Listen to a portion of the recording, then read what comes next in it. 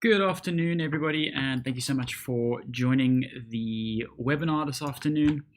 Today, we are kicking things off by getting started with the bi-weekly webinars again. We did touch a little bit on this during the lockdown period where we had pretty specific webinars where we touched on some of the features that we brought to market to help specifically with generating revenue and engaging your customers while you were closed.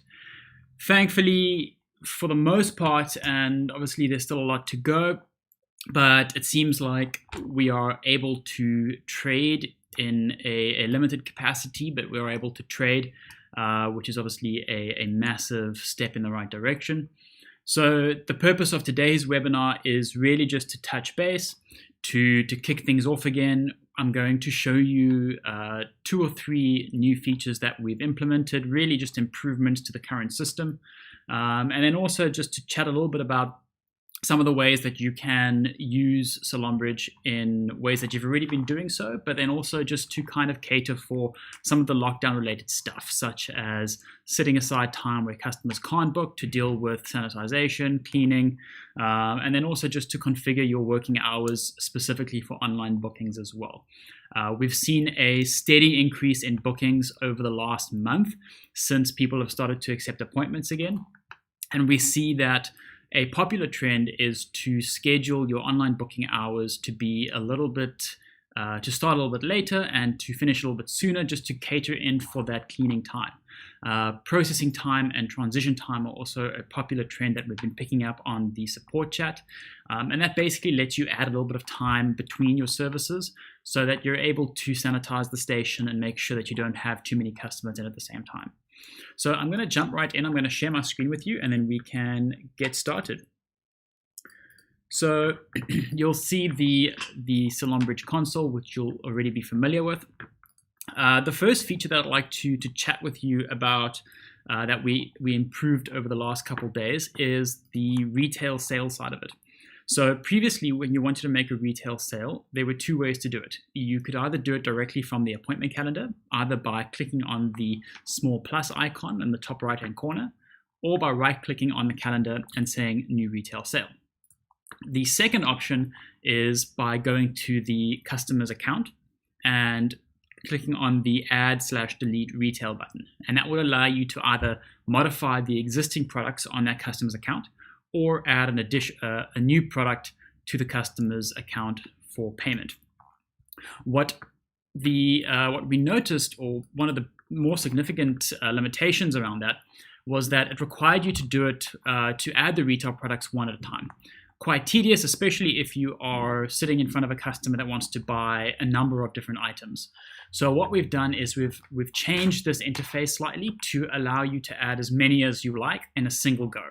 And this looks quite nice. So if I go ahead and I click on this plus icon and I say New Retail Sale, it'll bring up the screen.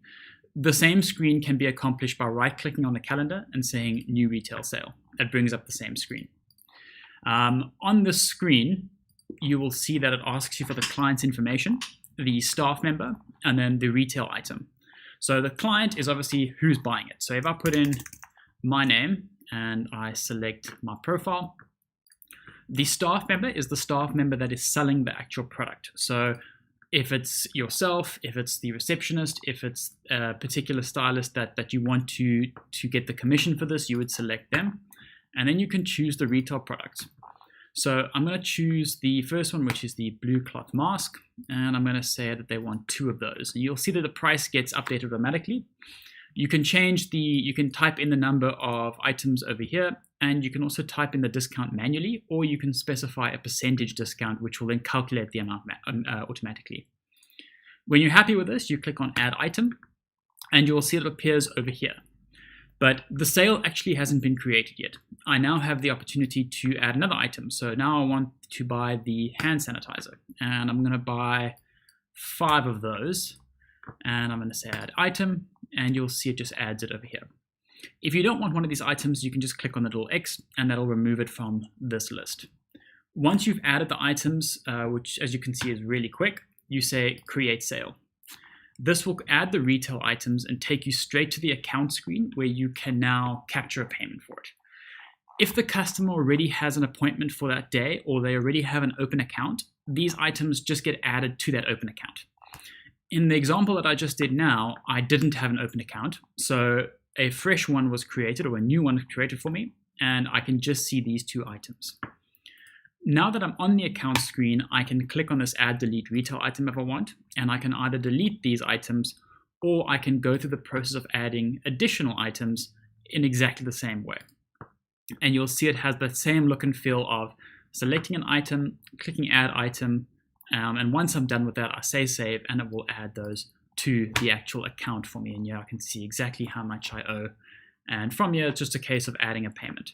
So super straightforward. This is just one of the ways in which we received a number of queries as to whether we can enhance this process a little bit. We'll continue to iterate it and build upon it based on the feedback that we get. But if you do like this, please let us know so we know we're on the right track yet. But already we've noticed that it's dramatically improved the efficiency at which retail sales are made, especially now that customers are buying retail or restocking up on their items again. The second item that I wanted to chat with you about was the service prices. So if I go to the My Business section and then I click on Services, my services are listed and grouped by category. And I can see under here, I have the color treatment with processing and the cut and blow, consultations, nails, etc. Now, historically, when you added or when you modified a service, for example, if you changed the price of the service, it would change it for any bookings that you made after you have made this change. But any bookings that you've already booked, it wouldn't automatically adjust the prices of those. There were one or two reasons for this. Primarily, the reason was if a customer booked online, they would have potentially agreed to that price in advance. It didn't want to affect any future bookings that you could then theoretically go in and change on an ad hoc basis. But we felt that the value of giving you the option outweighed the potential negatives of this. So you can go into a service, you can edit it, you can change the duration, you can add a processing time or a transition time. You can click on save, and it will ask you if you want to update future bookings with the price that you've changed, if you've changed it. So if you go ahead and change the service price, it will update it for any bookings that have been made from this moment onwards. I'm going to do a quick example to show you what I mean. If I go to my appointment calendar and I make a booking for myself for earlier today. Let's do that. I'm going to say color treatment with processing, and I'm going to book this. And if I click on this booking, I can see that it costs 100 Rand.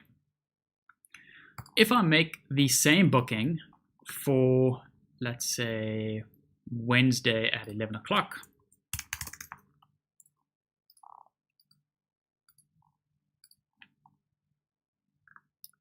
when I click on this booking, it's 100 Rand. That is what the price of this service costs. If I go to the services section and I have a price increase from today, I can change this price to be, say, 150 Rand. I click save, and when the system asks me if I want to update future bookings, I say yes, update them. What it will do is it will not update the price from this morning, but it will update any service from this exact moment onwards. So if I go back to my appointment calendar and I click on today's booking, I'll see that this is still 100 Rand because this was booked in before, i.e. 11 o'clock, before I did my price change, which was today at 10 minutes past 3. If I go to Wednesday's booking and I click on it, I'll see that the price has been changed to 150 Rand. So this is a super efficient way of automatically updating your bookings if you go through a price change. In the examples where a customer has paid in advance, you can still go and change this to be the old price if you like, or you can apply a discount to it. Alternatively, you can negotiate with your customer to either pay the outstanding balance or just give them a discount if you already agreed to that price and you just happen to go through a price change now. The same thing applies for online bookings. If they've paid for it, you can adjust the price once they're there, if there is an outstanding balance on a case-by-case basis. Again, this is a nice quick way to update all of your prices, especially if you've got a lot of recurring bookings. If you've got customers that are coming for the next year or a couple of months and have those recurring bookings booked, this will automatically update those prices for you, so you don't have to worry about every time going in and changing it. Nice, quick, and simple way to do it. The other item that we added as lockdown came to an end was the ability to set a different closeout, specifically for sanitization and cleaning. This was always possible through the ability to create a custom closeout. For example, if I create a new closeout here and I say custom, I can put in a reason over here. So I could say that the reason was cleaning, and it would set aside that closeout for me. However, what we realized, that this was obviously becoming quite a popular closeout reason. So in the interest of making it a lot more efficient, we now allow you to create a closeout, and we've made it a default reason, which is right there at the top. And when you create the closeout, it'll just do it there for you as well. This way of creating a closeout for sanitization or cleaning should be done on a daily basis. And you can schedule this by going to your hours and scheduling, going to your closeouts and saying add closeout, and you can schedule it for all staff if you'd like, and you can have it recur on a daily basis or weekly basis, and you can specify the time so that it blocks off that time in your calendar automatically to prevent anybody from making those bookings, and then also preventing online bookings from taking place. So I encourage you to use that, just to essentially make sure that you're adhering to all the policies and sanitization requirements that you're already doing so well. Another popular question that we've been getting since reopening was, how do I add a, say, 10 or 15 minute period after my service so that I can properly sanitize my workstation? And this is something that we've had from the very beginning, but it's obviously got different use cases. Typically, what we refer to as transition time is an extra bit of time that gets added at the end of a service that allows you to reset the station or clean the room. It is mostly prominent in spas where you have a massage room. So after the customer has come for a massage, you need to remake the bed, you need to change the towels, you need to relight the candles, you need to reset the room. And a transition time was a great way to do that. So if I go to the services section and I click on the cut and blow, for example, you'll see that there's a section here where it says show extra fields. And there's an option here for transition time, where you can specify how long of a transition time to add at the end of the booking. This duration is already 1 hour and 30 minutes for this service. If I add a 15-minute transition time, when somebody books this appointment or when a customer books this online, they will still only see the duration as being 1 hour, 30 minutes.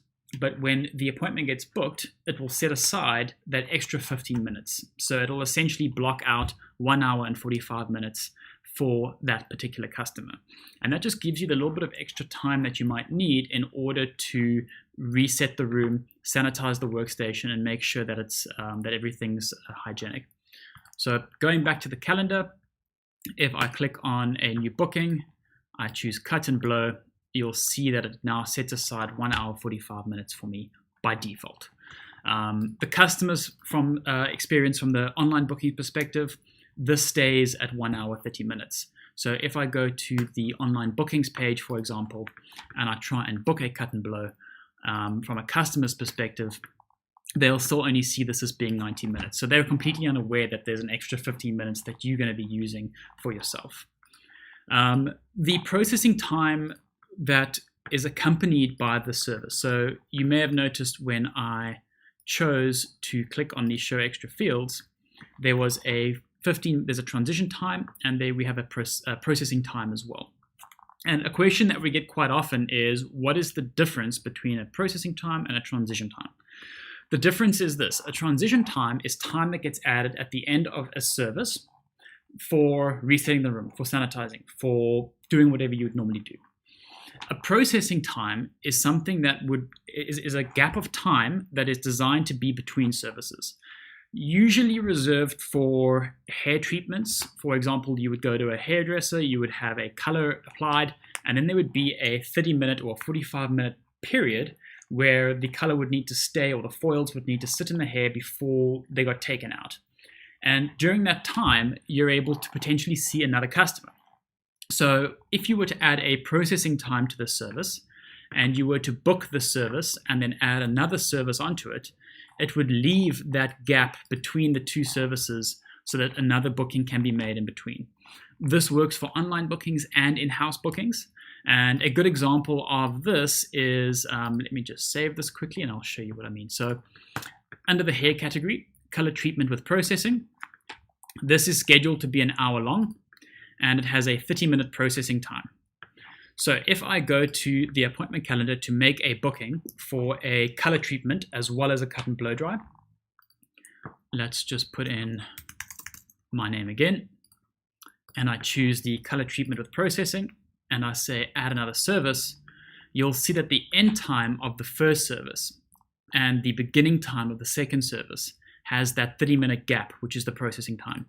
So now if I choose cut and blow, and I say book, the booking will be made and there's a 30-minute gap between the two treatments where you can see somebody else. You can obviously create this gap yourself. You can adjust the start and end time, but the idea behind creating this processing time is really so that it takes out the administration for you, so you don't even have to think about it. You set it up once, and whenever somebody books it, you'll see this gap automatically. So that's the difference between processing time and transition time. If you haven't already set a transition time for some of your services, I would encourage you to do so, really just to give you a little bit of extra time. With customers coming in and having to put in their details, having to sanitize their hands, having to apply a face mask, it obviously takes a little bit longer than usual than what you might be familiar with.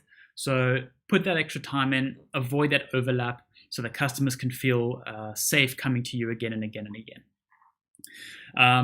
One last thing that I wanted to touch on today was the ability to modify your working hours.